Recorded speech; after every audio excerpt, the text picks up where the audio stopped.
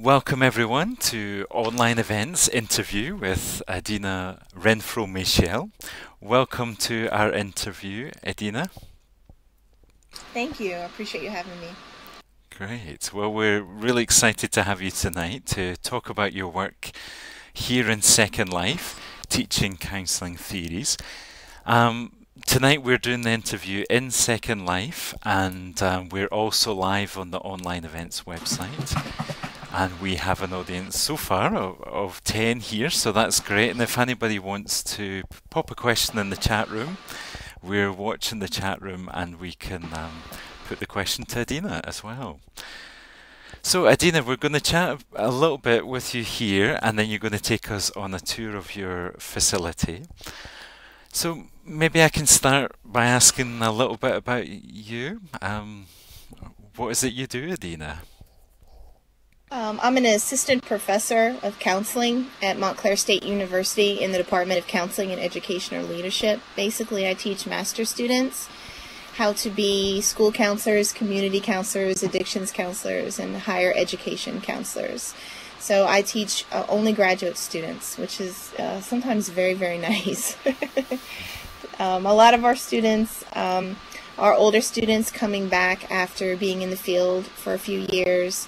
Many are teachers or other professionals, and they're coming back to get a master's degree. Right, okay, so you're working with a real range of students. Some, I guess, just getting through their education, and some coming back into education there. Absolutely, and we also have a wide range of cultures too, which is really nice. So I have mostly female, but some male and female students from a variety of cultures and a variety of ages. So the mix produces fantastic discussions in classes. That sounds great to get that kind of diversity in the classroom. And I mean, tonight we're here in Second Life, a virtual world. So whereabouts are you based in the real world, Edina? I'm in Montclair, New Jersey, which is about 15 minutes as the crow flies from New York City. So I'm usually on campus, but today, obviously, I'm working from home, which is really nice. That's one of the things I like about Second Life. Yeah, great. So that gives us an idea where you are in real life, and it's lovely to be able to just be in the laptop in the house and be in this virtual world environment. I mean, working in a place like Second Life here with avatars and a virtual world isn't a lot of counsellors' first choice for an education environment. So what grabbed your attention about Second Life? One of the things that I really like about Second Life is the interactivity and the fact that my students can build their own environment, so they can build their own knowledge. So instead of me going in and saying, okay, here's a theory, I want you to learn about it, and I lecture on it and do things like that, I'm starting at a specific level. I hope to start where the student's knowledge is, but in Second Life, they can start wherever they are and build their knowledge accordingly. So if they go in and they know a lot already about Freud, then they might not need to stop at every object. They might not need to look at every video. But other students who maybe have more interest or who have less knowledge might need to do that. And so it produces a way of learning for the students that's very individual to them. Yeah, so that's the opportunity in here that you can create that really individual learning environment. Yes. And it works out really well for the students because they can learn from their interests.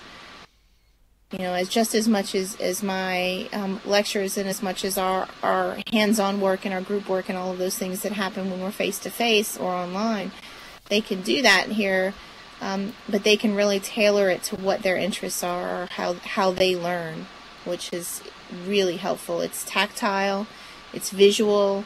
There are times when it's auditory, so students, and a bit kinesthetic because their avatars are walking around too. So it really helps the students with their learning style in combination with the material that they're learning. Yeah, so it sounds like there's lots of kind of resources in here in the virtual world that are maybe easier to create than the real life classroom.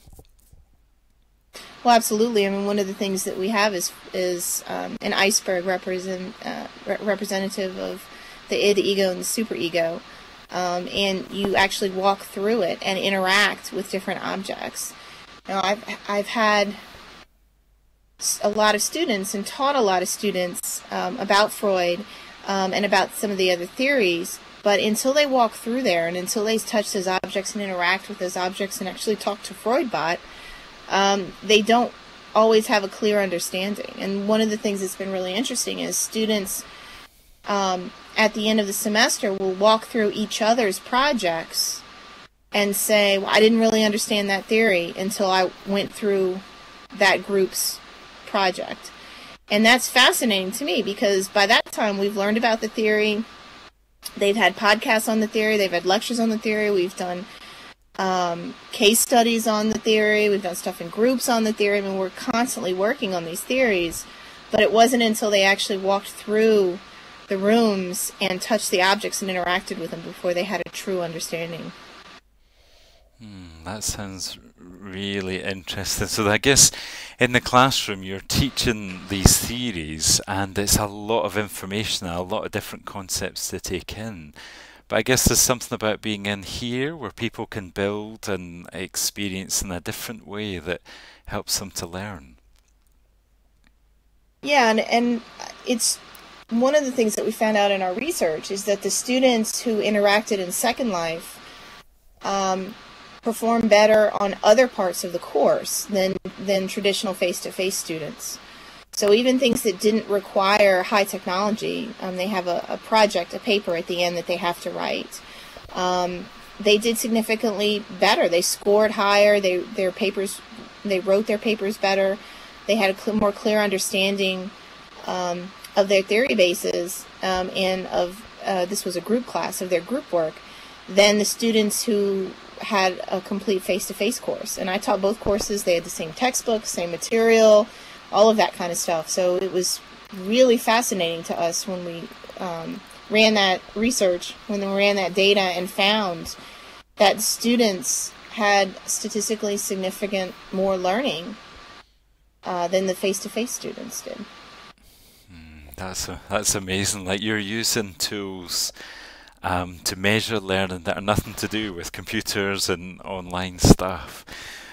But the students who had engaged with the virtual world, their real world learning was measurably better. It almost seemed like their learning was more integrated into their understanding of what they were doing. I mean, that's what it seemed like to me from talking to them and from looking at the pre and post tests, which were basic multiple choice tests taken from the textbook. So, you know, I wasn't asking them information that they would only have gotten in Second Life. This was basic information from the textbooks.